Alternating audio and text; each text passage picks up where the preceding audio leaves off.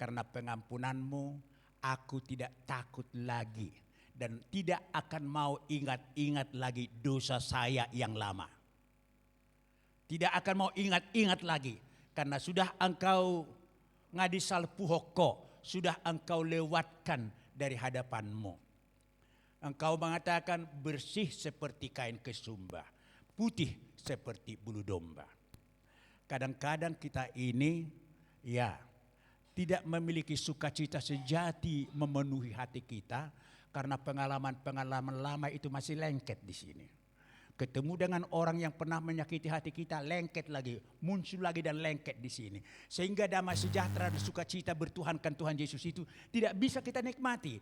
Padahal sebenarnya kita ingat, kalau kita berdosa kepada seseorang, ibu-ibu, yang pertama kita berdosa kepada Tuhan. Karena orang itu adalah milik Tuhan. Tuhan yang menciptakan itu. Tuhan yang menghadirkan itu di hadapan kita, memberikan hari-hari hidup. Jadi bukan orang itu yang pertama kita sakiti, si pemilik itu. Jadi kalau si pemilik itu sudah mengatakan, sudah, ngahusal puhob besude, saya sudah selesaikan semua. Masa lagi kita dihantui, ya kan? Berdamailah kemudian dengan dia. Dan bukti daripada orang yang berdamai dengan dia, kita selalu dipenuhi dengan rasa sukacita, nyaman di hati, dan rindu. Ku rindu setiap waktu. Itu yang kita nyanyikan tadi. Rindu untuk mendengarkan dia berbicara kepada kita. Cobalah ibu-ibu, kalau lagi selek dengan Lai di rumah, dengan bapak di rumah kan, pulang dari Maria, terus begini dia. Tapi kalau lagi enak-enaknya, Pak, aku udah datang ya. Kan terus begitu kan? Dia yang pertama kita cari, bukan anak-anak kita. Pak, di mana? Aku udah pulang. Dengan Tuhan Yesus juga begitu. Oke. Jadi sekarang Tuhan Yesus di mana? Dalam hati kita. Amin. Dalam hati kita berduka atau bersuka? Kenapa bersuka? Karena sudah diampuni kita, sudah bersih kita. Memang sudah bersih ya. Ibu-ibu sudah bersih. Loh, kok berarti belum bersih ya kan?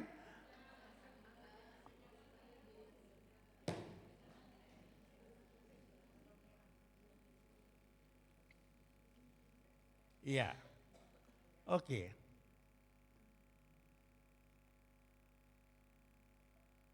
Jangan mendukakan roh dia yang diam di dalam kamu.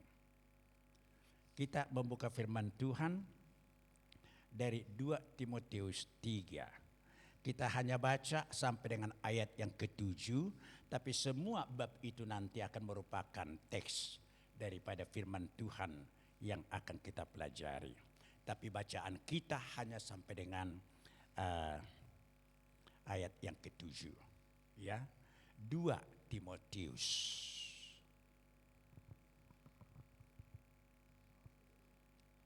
Go? Oke, 2 Timotius 3. Ayat yang pertama sampai dengan ayat yang ke-7. Saya baca ya. Dan kita perhatikan apa yang dikatakan Alkitab kepada kita lewat pembacaan ini. Saya baca ayat pertama, ibu membaca kedua, demikian sampai dengan ayat ke-7. Keadaan manusia pada akhir zaman.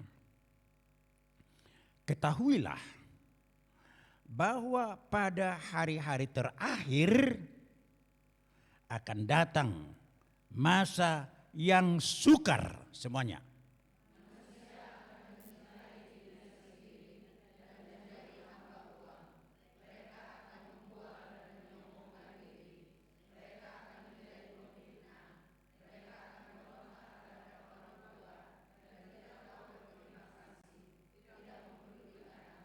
Oke, sampai di situ dulu. Ngeri enggak? Ngeri. Kalau anak-anak yang ibu lahirkan, ibu besarkan itu tidak tahu berterima kasih lagi kepada ibu, kira-kira bagaimana? Tapi firman Tuhan mengatakan itu sesuatu yang pasti akan terjadi. Karena ayat pertama itu mengatakan pada hari-hari terakhir akan datang masa yang sukar.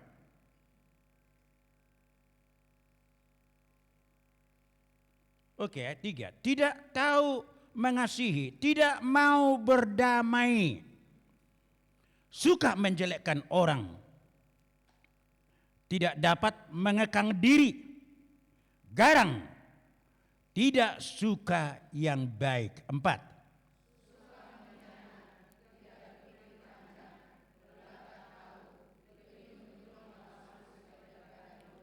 Iya, ingatlah itu. Kalau ada pembagian dari orang tua maunya sama dia semua. Kawan udah anak siap pudan, aku anak yang paling kecil.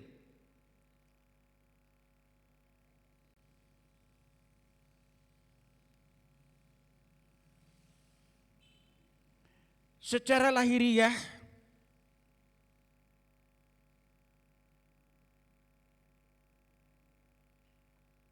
mereka menjalankan ibadah mereka secara lahiriah. Tetapi pada hakikatnya mereka memungkiri kekuatannya. Jauhilah mereka itu. 6.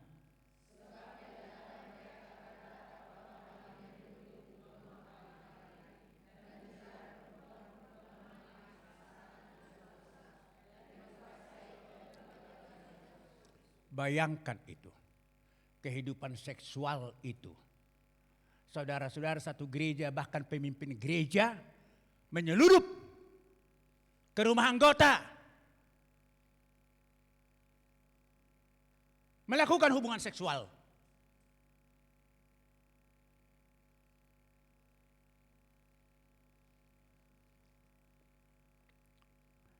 Yang walaupun selalu ingin diajar, namun tidak pernah dapat mengenal kebenaran. Oke. Demikian pembacaan firman Tuhan. Sampai dengan ayat 7 dulu kita baca. Oke. Surat ini adalah tulisan yang kedua, maka dikatakan 2 Timotius. Yang dituliskan oleh Rasul besar itu, Paulus, kepada murid yang paling disayangi, yang masih muda belia. Kita bayangkan, ini satu-satunya surat yang ditulis kepada seorang hamba Tuhan yang masih muda belia. Ya. Dan di dalam kebaikan Tuhan, supaya orang Kristen sadar apa isi hati dan pikiran Tuhan yang disampaikan oleh Tuhan di dalam kemahatauannya. Di dalam kemahatauan Tuhan. Karena sebagai Alfa dan Omega, Tuhan itu tidak mempunyai past and future. Tuhan itu tidak memiliki masa lalu dan masa yang akan datang. Kitanya yang terbatas ini. Masa lalu.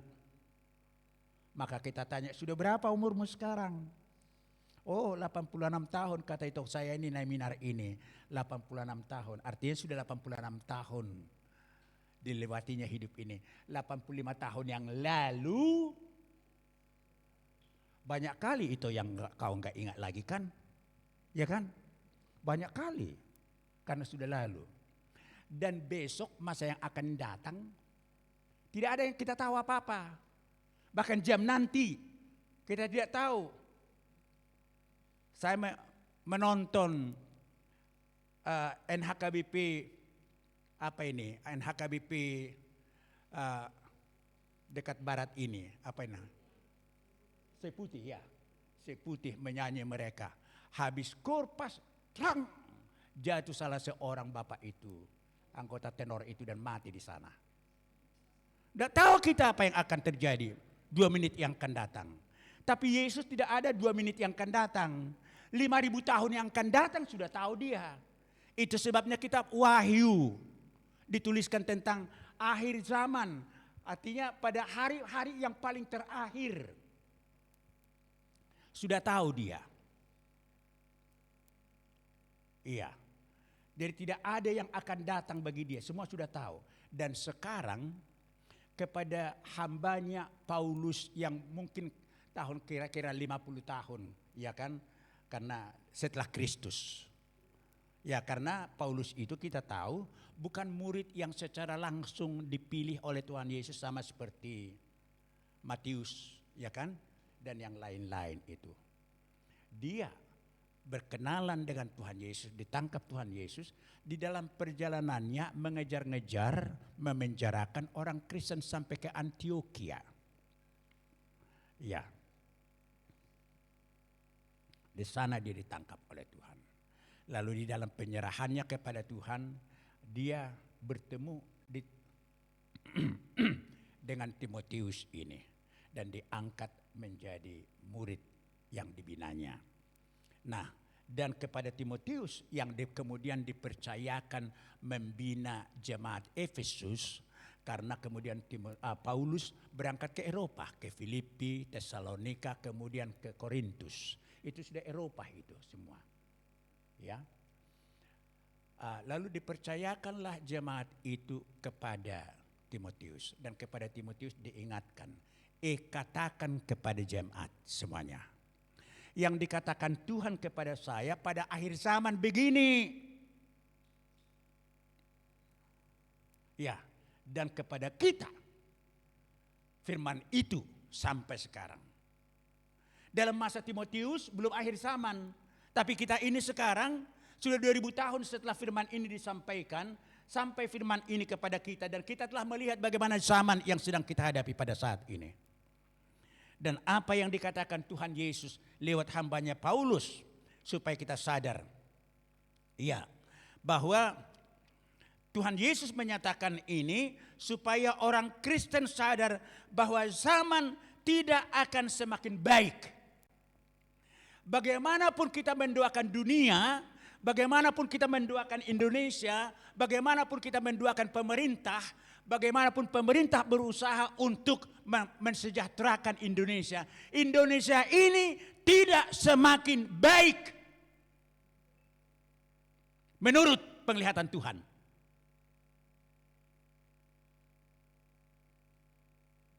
Iya.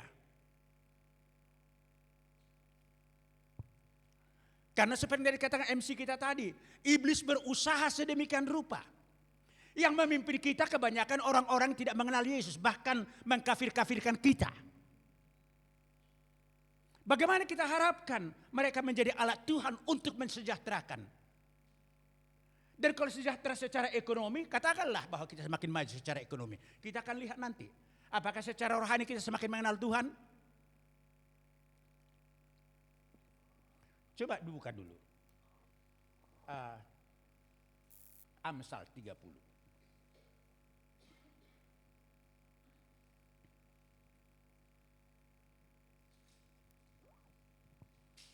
Ayat 7. Amsal 30.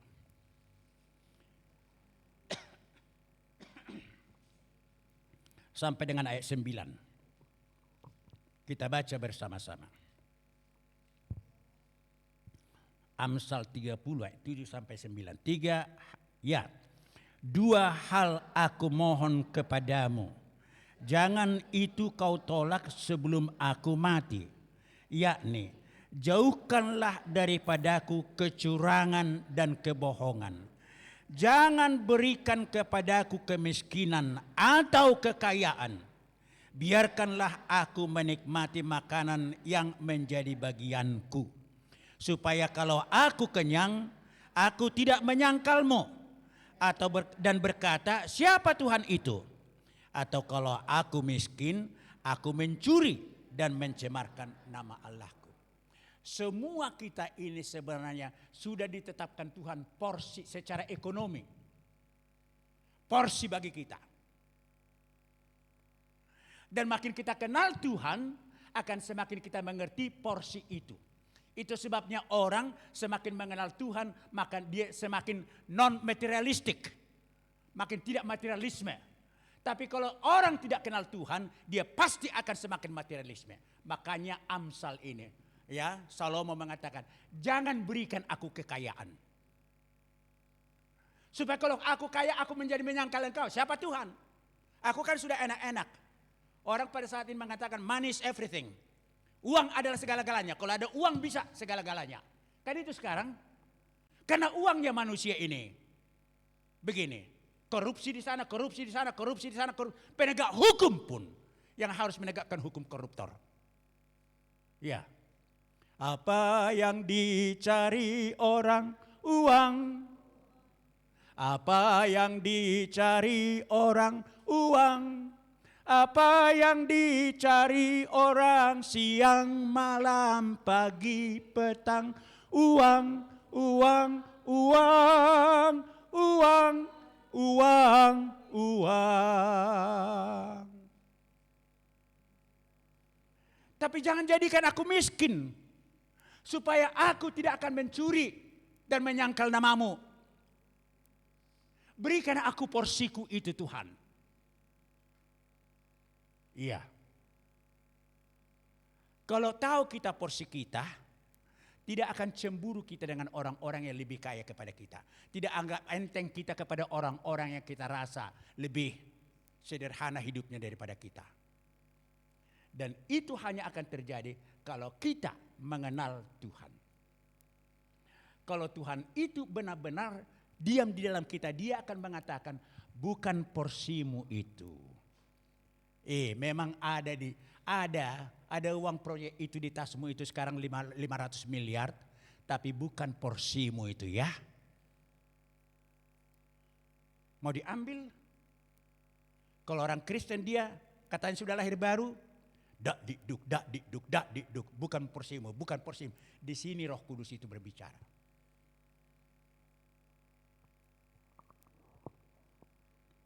Tidak ada seorang istri yang mengatakan, "Aina buruk doh Bapak. Sudah 25 tahun kau jadi pegawai negeri, mobil kita pun yang burekon kayak gini. Kawanmu itu baru 5 tahun. Lebih rendah pangkatnya daripada kau. Kedudukannya pun bukan di kursi yang basah. Kok dia sudah dapat 2 mobil?" Banyak kaum bapak yang kemudian bertindak tidak benar oleh karena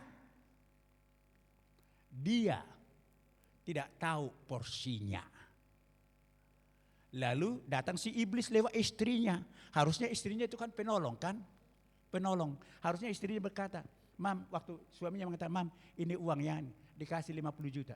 Pak, dari mana ini? Dari mana ini?" Harusnya dia berkata begitu.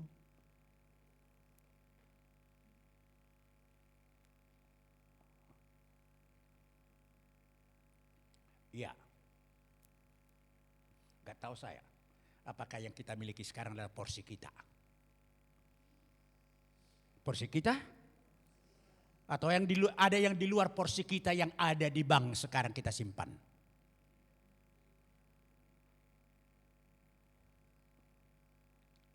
Iya. Jadi agar orang Kristen sadar bahwa zaman tidak akan semakin baik. Jadi kalau kita dikucilkan oleh kelompok mayoritas, dikafir-kafirkan kita, puji Tuhanlah. Dikatakan kita kafir padahal kita anak Tuhan karena kita tidak satu rombongan dengan dia. Dia sedang menunjukkan bahwa kita tidak satu rombongan dengan dia. Tidak satu pengenalan akan Tuhan kepada dia. Jadi jangan, Tuhan, Tuhan. Tidak didoakan dia, nangis-nangis dia. Sakit kali kami rasakan. Nasibnya yang didoakan, orang yang ditunjukkan Tuhan bukan satu rombongan dengan dia, bukan didoakan. Kan itu sikap orang Kristen di Indonesia sekarang. Yang kedua, tujuan Tuhan ialah supaya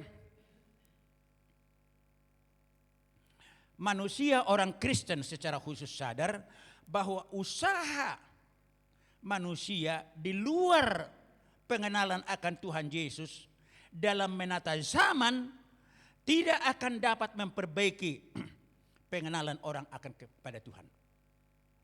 Termasuk kepada anak-anak kita. Bagaimanapun kita mensejahterakan anak kita. Sudah S2 kau amangnya? Masih ada kok kesempatan S3. Bapak sama mama masih mampu S3. S3 kerja di BUMN terus dapat kedudukan. Wah, puji Tuhan, puji Tuhan. Makin baikkah hidupnya? Ayo amang ke gereja, kita bilang, aduh sibuk kali aku mah, sibuk kali. Besok jam sekian akan saya ke sana lagi, jadi mau istirahat dulu. Pada hari Minggu, mau istirahat dulu.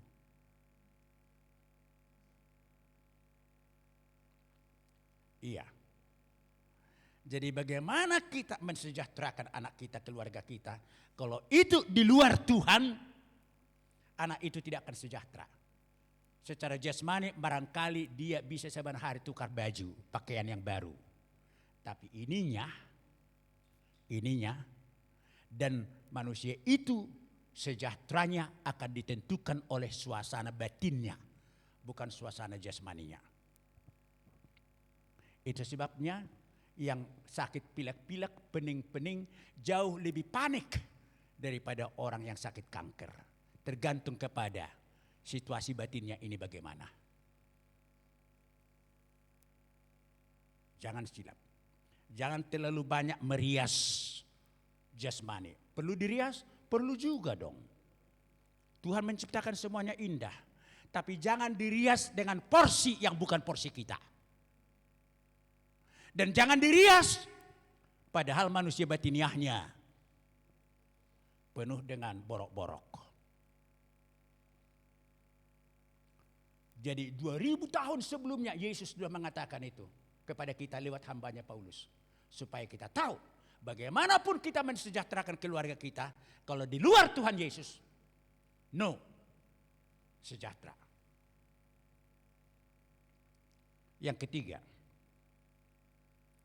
agar kita orang Kristen sadar akan tanggung jawab kita terhadap generasi masa depan, yaitu anak-anak kita. Itu sebabnya tema ini mempersiapkan generasi muda. Gereja masa depan tidak akan ada lagi kalau kita tidak sadar tanggung jawab kita sekarang. Dan itu sebabnya diperingatkan oleh Tuhan. Jelas-jelas Tuhan mengatakan bagaimana situasi yang akan dihadapi oleh orang Kristen pada masa yang akan datang.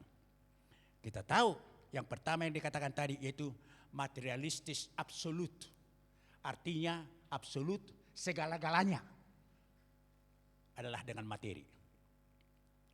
Ya, tapi Salomo tadi mengatakan jangan berikan kepadaku kekayaan. Supaya kalau aku kaya jadi aku mengingkari engkau.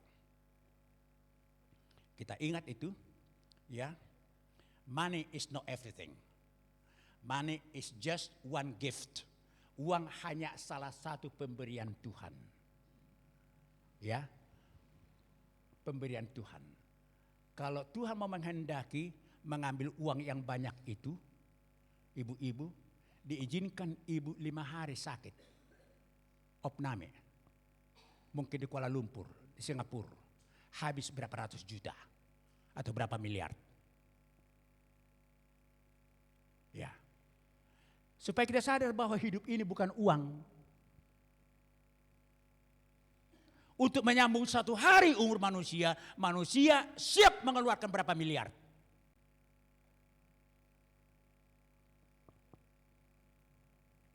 Begitulah caranya Tuhan di dalam menata hidup kita, menegur kita.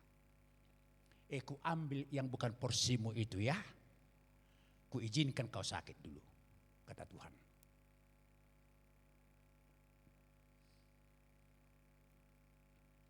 Ya, materialistis absolut. Hamba uang. Kalau hamba itu tidak punya kekuatan lagi menata dirinya. Uang yang menata dia. Hamba uang. Jangan ada di antara anggota Ibu Maria orang IPDPA yang hamba uang. Waktu honor, biaya bulanan pelayanan kita kurang, terpaksa dipotong honor dari para staf 30%. Lalu saya katakan, ada yang mengeluh? Padahal honornya itu sedikitnya kan, dipotong lagi 30%. Ada yang mengeluh? Sampai sekarang belum ada yang menyampaikan keluhan itu daripada staf. Berarti cukup. Cukup.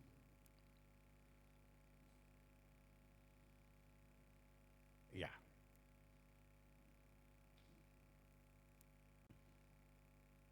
Yang kedua, tatanan hidup sosial yang berpusat kepada ego, aku.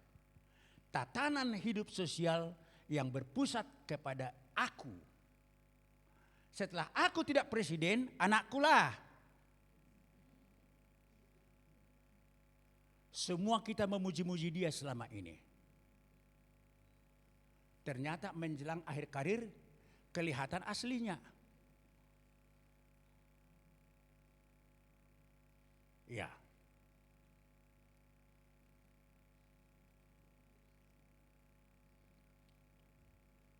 Dikatakan membual dan menyombongkan diri, menfitnah, memberontak kepada orang tua, tidak tahu berterima kasih, tidak tahu mengasihi dan tidak mau berdamai. Suka menfitnah dan menjelekkan orang lain. Garang dan tidak ada self control. Dikendalikan oleh hawa nafsu.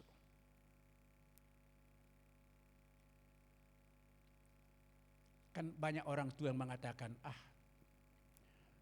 marsa na yaw na maranak konobah, ay gosongonod do hape, patak kutubuhom maun. Tapi mengapa demikian anak-anak itu? Mari kita buka dulu kitab Kejadian 1. Ayat 28.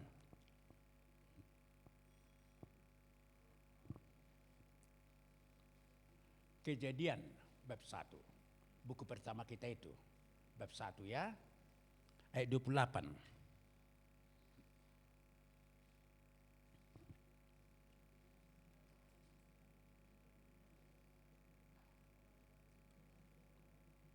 Oke, kita baca bersama-sama hanya ayat 28. Kitab Kejadian 1. 3, ya. Allah memberkati mereka. Lalu Allah berfirman kepada mereka, beranak cuculah dan bertambah banyak, penuhilah bumi dan taklukkanlah itu, berkuasalah atas ikan-ikan di laut dan burung-burung di udara dan atas segala binatang yang merayap di bumi.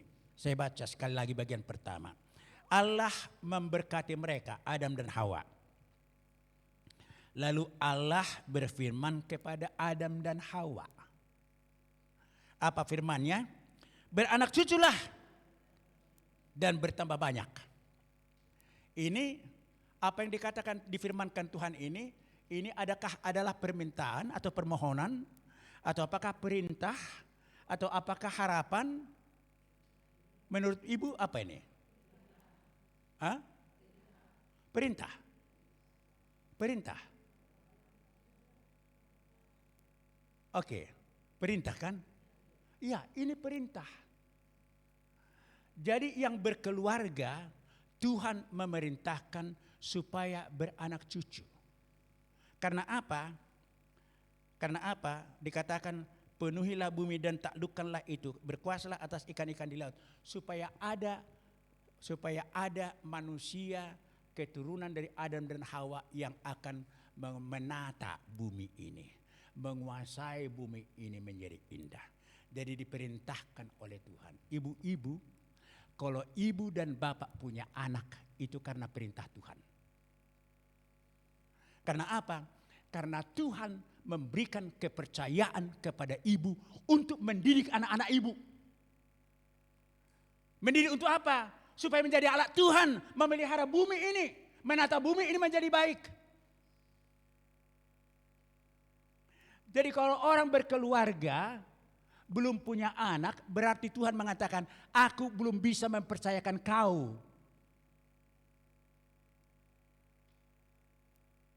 Tunggu waktunya. Mengapa Abraham baru sudah umur 90 tahun mempunyai anak? Selama penantian itu datang si Sarah mengatakan, ambillah budakku ini menjadi istrimu. Nah, kelihatan kan? Tidak berpegang kepada kebenaran firman Tuhan. Akhirnya apa yang terjadi? Yang terjadi itulah yang kita alami sekarang. Permasalahan antara Ismail dan Ishak. Keturunan Ishak dan keturunan Ismail. Karena tidak mentaati firman Tuhan sesuai dengan apa yang dikatakan oleh Tuhan. Tuhan sebelum sudah mengatakan, engkau akan melahirkan anak. Dan oleh keturunanmu, seluruh muka bumi ini akan diberkati. Dan siapa yang mengutuk kau akan kukutuk. Dan siapa yang memberkati engkau akan kuberkati, kata Tuhan. Keturunan itu diulangi kemudian berbicara kepada Ishak dan kemudian kepada Yakub. Berarti yang dimaksud ialah bangsa Israel. Yang dimaksud juru selamat yang akan memberkati semua muka bumi ini ialah Tuhan Yesus. Tidak ada yang lain. Jadi kalau Tuhan Yesus yang akan mengajar orang untuk menata kehidupan diperintahkan oleh Tuhan, berarti manusia, para orang tua yang diperintahkan Tuhan memiliki anak-anak dan mereka dianugerahi Tuhan anak-anak, berarti orang tua itu dipercaya oleh Tuhan. Jadi kalau ibu-ibu lihat sekarang pengalaman ibu, bagaimana ibu menata anak-anak ibu. Ditata untuk kenal Tuhan Yesus.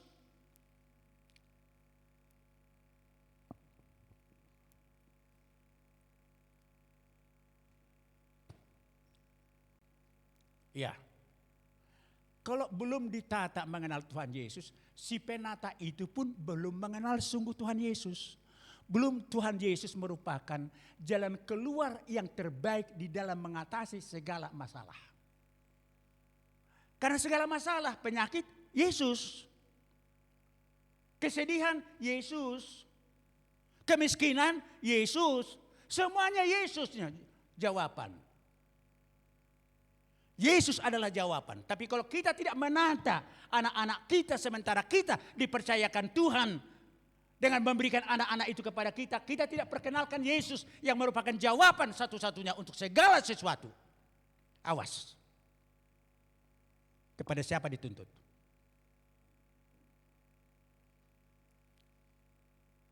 Mempersiapkan generasi muda? Generasi muda yang bagaimana? Yang mau kita persiapkan. Sudah kita lihat tadi, iblis akan mempengaruhi generasi muda. Kalau tidak di dalam Tuhan Yesus, orang tua pun tidak dihargai. Ausin mak orang parhuta-huta dok si matuakon. Mulak mau huta. Nina. Malu dia karena dia sudah kaya. Mertuanya persukil-sukil.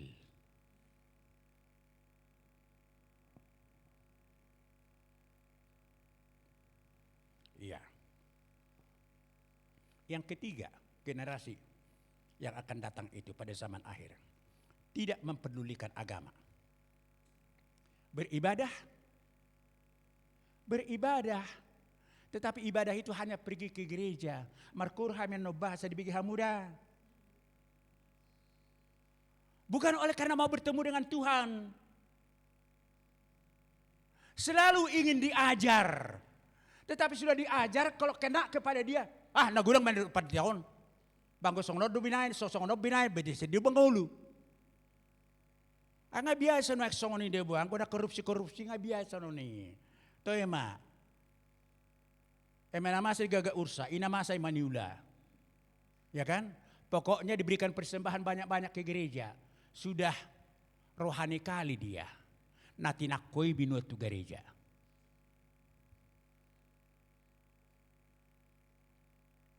Tidak mempedulikan agama. Secara lahiriah menjalankan ibadah.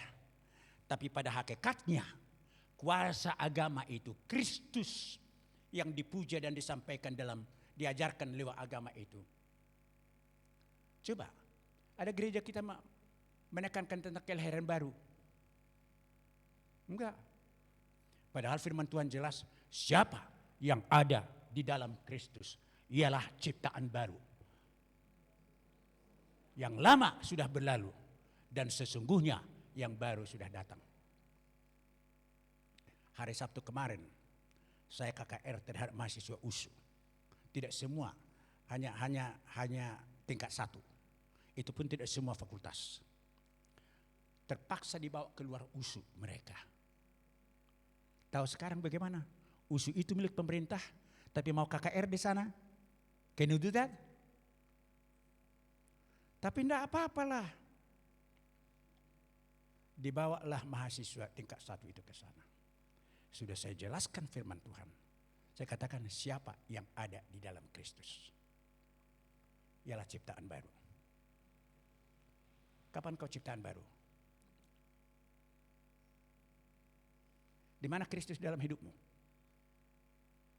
Ya kalau kuduakan dia Pak, ya datanglah dia. Kalau tidak kuduakan.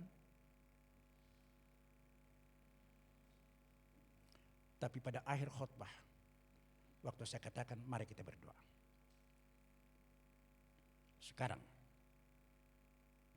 berdoa dengan teduh, tutup mata, tunduk kepala. Dengarkan apa yang saya katakan. Apakah engkau meyakini bahwa kau orang berdosa?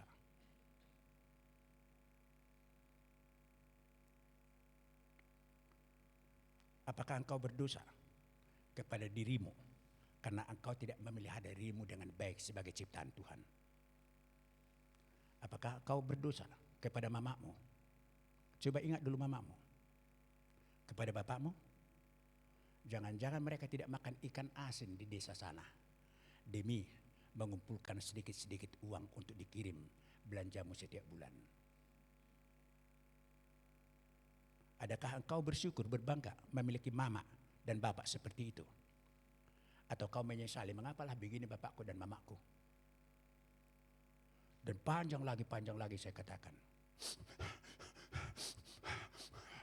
Saya bilang nangis silakan, tapi jangan emosional. Nangis boleh karena kesadaran, bukan emosi. Dan maila bawa untuk buru-buru tangis. Dan sekarang saya katakan mohon ampun kepada Tuhan. Bukan hanya kepada apa yang kau ingat sudah kau lakukan. Lebih banyak yang kau sudah tidak ingat lagi dosa yang lama itu. Katakan kepada Tuhan, banyak kali Tuhan yang aku tidak ingat lagi. Dosa masa kanakku. Belum lagi dosa nahutean, siadamang, siadainang. Sian opuku dari bapak, opuku dari mama. Karena firman-Mu mengatakan sampai generasi ketiga, sampai generasi keempat. Minta. Kalau kau ingat bahwa opungmu atau bapakmu suka merdatu-datu dan ini segala macam, ingat kena itu sama kau. Mohon ampun sekarang kepada Tuhan. Makin nangis, makin nangis. Lalu saya katakan, sekarang kalau kau sadar, minta kepada Tuhan, ampuni aku Tuhan. Bersihkanlah hidupku ini. Kau sudah mati membayar hutang dosa saya. Saya serahkan diri saya Tuhan kepadamu sekarang. Basuh saya bersih Tuhan. Sudah berdoa mereka, ingat firman Tuhan. Yesus yang mengatakan, walaupun dosamu merah seperti kirmisi, kujadikan putih seperti salju. Walaupun merah seperti kain kesumba, kujadikan putih seperti kapas. Mau terima firman Tuhan itu? Bilang terima kasih kepada Tuhan. Sekarang jangan dicekoki oleh dosa-dosamu itu lagi. Karena Yesus sudah membasuh kau. Kalau Yesus yang mengatakan sebagai Tuhan tidak pernah dia bohong. Dia selalu lakukan apa yang dia katakan. Bersih, bersih.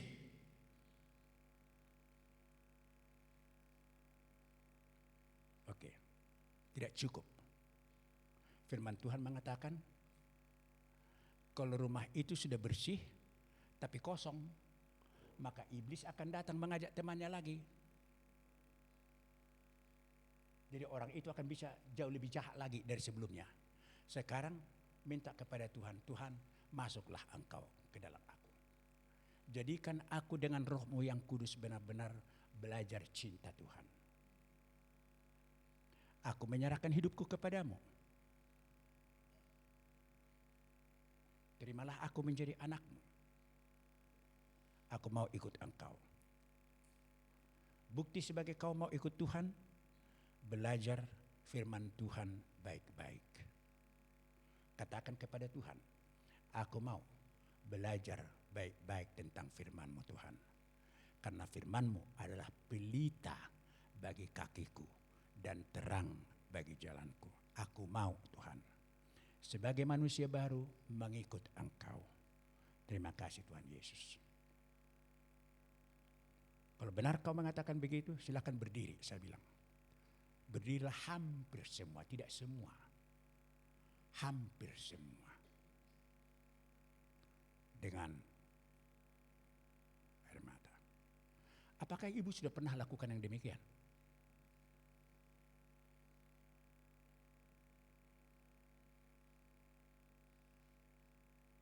Kita menjadi orang Kristen beragama, tetapi mengingkari kuasa dari agama itu karena Kristus itu belum yang utama.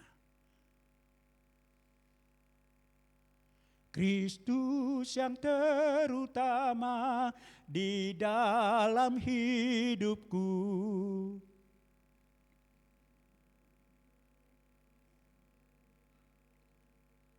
Jadi Kristus yang Alfa dan Omega, yang ada Allah sejati, yang sudah ada sebelum ada, yang ada dan yang tetap akan ada walaupun segala ini menjadi tidak ada. Itu yang utama, maka kita akan diutamakan. Kalau Kristus belum yang utama, kita sendiri yang akan mengutamakan diri kita. Itu sebabnya tadi dikatakan, mengata-ngatai orang lain, membenarkan diri sendiri, dan ini segala macam. Akulah yang terpenting. Kalau aku tidak didengarkan, aku bapakmu, aku mamamu ya. Jangan buka mulut ya. Dengar bapak mama ngomong. Allah natadida don, Allah yang kelihatan nih. Kapan kau Allah yang kelihatan?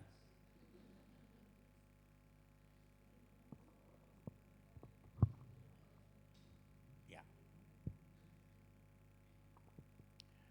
Kalau ibu belum lahir baru, kalau bapak belum lahir baru, siapa menjadi panutan bagi anak-anak kita itu untuk tahu bagaimana hidup dalam Tuhan menjadi orang yang lahir baru. Jadi kalau ada pemberontakan dari anak-anak kita, jangan salahkan anak-anak itu. Periksa diri sendiri. Anak itu memang salah. Tapi karena apa? Karena orang yang diberikan Tuhan tanggung jawab perintah. Beranak cucu kau, kupercayakan anak-anak kepadamu ya, supaya kau tuntun mengenal aku. Padahal orang yang dipercaya Tuhan itu tidak dapat dipercaya oleh Tuhan. Dia sendiri pun tidak mengenal Tuhan. Belum lahir baru, belum anak Tuhan.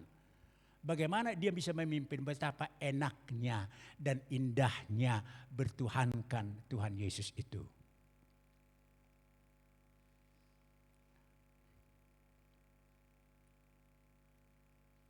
Ya. Jadi way out bagaimana kalau begitu?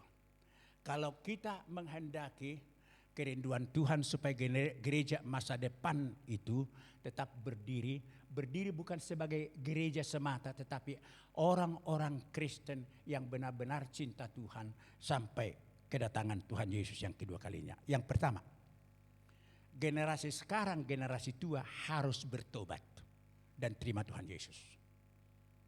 Kalau gereja-gereja tidak memusatkan firman Tuhan mengenai pertobatan menerima Tuhan Yesus, sehingga anggota gereja kemudian sadar akan tugas dan tanggung jawab mereka, generasi muda kita akan hilang. Kami di gereja, saya dan istri saya sama-sama PPGKP dulu. Asal gereja PPGKP kalau tidak nyanyi seperti ada yang hilang dari gereja itu, dari ibadah itu. Sekarang PP kami bisa 5 kali minggu tidak kedengaran PP menyanyi. Kemana?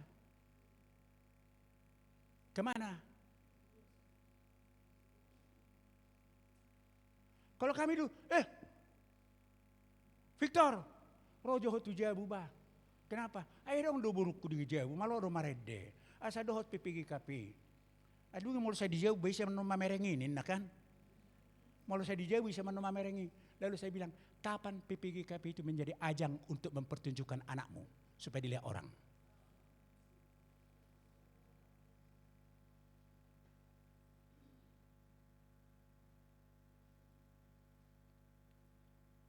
Ya, habis pendeta khotbah, maredema pipigi kapi. Kalau tidak ada itu seperti ada yang hilang dalam ibadah itu. Tapi sekarang, ya baru berapa puluh tahun ya kan? Ya katakanlah sudah 60 tahun lah. 60 tahun. Baru 60 tahun sudah kemana?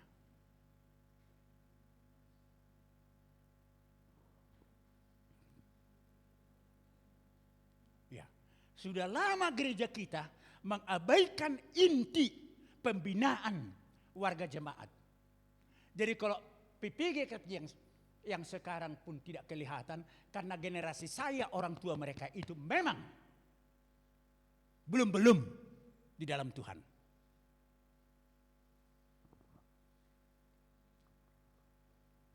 Ya, kami sendiri pun sering, enak pacara doa pihak muate katanya kan. Kalau datang saya, dibilang ngaropat ditai katanya. Saya lahir bukan karena di GKP, bukan karena pelayanan GKP.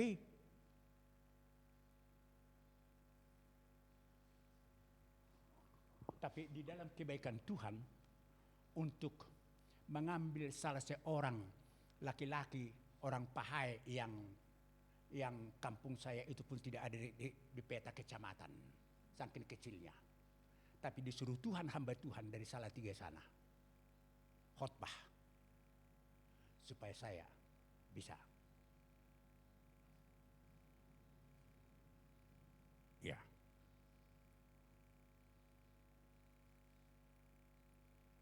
Kita lihat di dalam bab 1 ayat yang ke-6, ayat yang ke-5. Kita baca ya 2 Timotius 1 ayat 5. Kita baca bersama 3, ya. Sebab aku teringat akan imanmu yang tulus ikhlas, yaitu iman yang pertama-tama hidup di dalam nenekmu Lois dan di dalam hidup ibumu Eunike, dan yang aku yakin hidup juga di dalam dirimu. Paulus mengatakan, karena aku teringat akan imanmu yang tulus ikhlas, yang pertama-tama hidup dalam nenekmu Lois.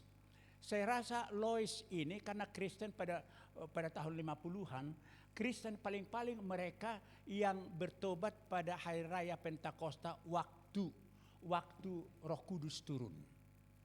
Lalu karena pada waktu itu banyak orang-orang Yahudi yang datang ke Yerusalem, kemudian setelah beberapa hari tinggal dan dibina para rasul, mereka pulang ke desa-desa mereka.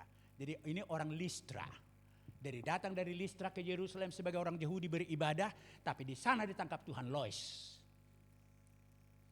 Ibu janda ini, gak tahu kita masih ada suaminya, tapi gak ada disentumkan suaminya di sini. Ibu janda ini membina burunya yang bernama Eunike untuk tulus ikhlas di dalam Tuhan. Kita bayangkan, Hosada do boruna. Tapi dibina Lois Eunike ini supaya tulus ikhlas di dalam Tuhan. Memang ada kesalahan Eunike kemudian. Dia menikah dengan orang Yunani yang tidak percaya kepada Tuhan. Tetapi berkat opung dari si Timotius ini, anaknya ini yang sempat menyimpang karena pernikahannya itu kembali kepada imannya dan tahu bahwa dia harus membina Timotius. Yang aku ingat kemudian ada pada ibumu Eunike dikatakan, rasul itu mengingatkan. Yang aku percaya ada di dalam dirimu sekarang. 3 generasi, opung, anak, cucu. Saya bilang kepada ibu, kalau kita ke Jepang, supaya kita bukan hanya menggendong nono kita ini, nono pertama, tapi supaya kita menyerahkan dia kepada Tuhan, supaya benar-benar Tuhan kemudian yang menjadikan dia menjadi anaknya. menasihati bapak dan mamanya supaya berjalan pada jalan Tuhan. Itu tujuan pergi ke Jepang. Dan memang benar, pas kami tiba di rumah itu, pas tiba dari rumah sakit cucu kami, ya anaknya si Joyce itu, si Kristi, membawa si Luther. Siapa namanya si Luther? Wah, lengkap lah ya, bapaknya si Martin, nama anaknya si Luther, jadi Martin Luther lah. Ya kan gitu ya. Jadi kami gendonglah dan berdoalah kami, menyerahkan dia kepada Tuhan. Baik ini kepada Tuhan. Semua cucu-cucu saya berangkat ke luar negeri, studi di sana, saya katakan, yang pertama kau harus cari ialah tempat peribadahan orang Kristen yang benar. Jangan yang karismatis. Tempat peribadahan orang Kristen yang benar. Di Inggris demikian.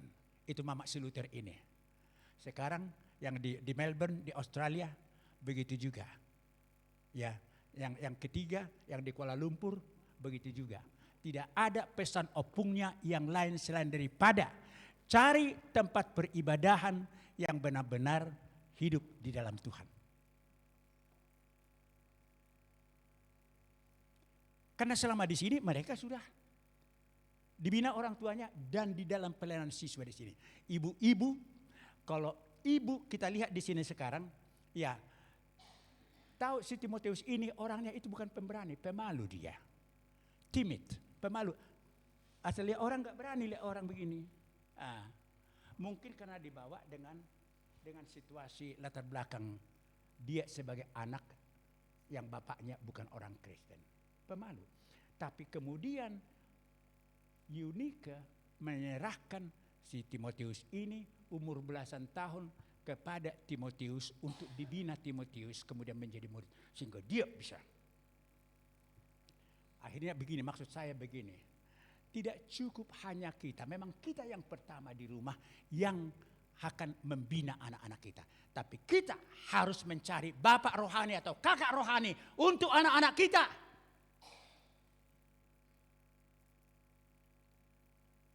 Pengurus siswa kita di sini dan mahasiswa capek mengatakan, kalau ada cucumu, amang, inang, dan anak-anakmu, silahkan suruh datang supaya dibina di sini. Ya, jadi ini sekaligus seruan bagi kita.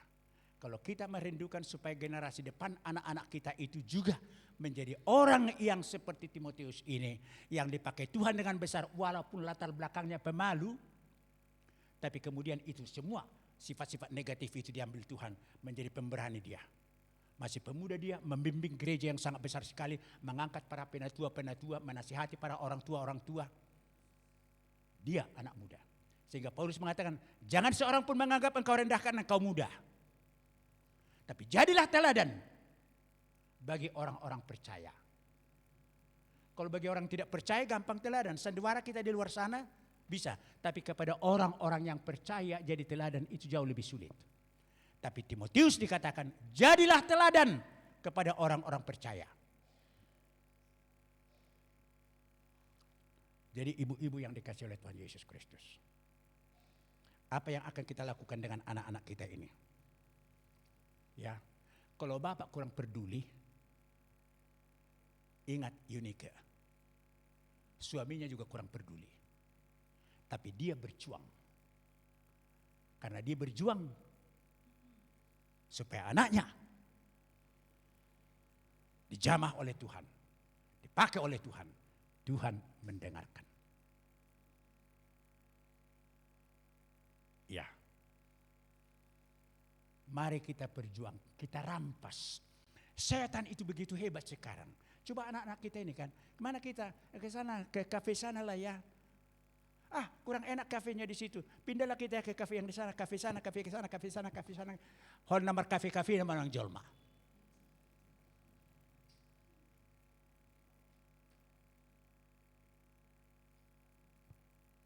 Iya.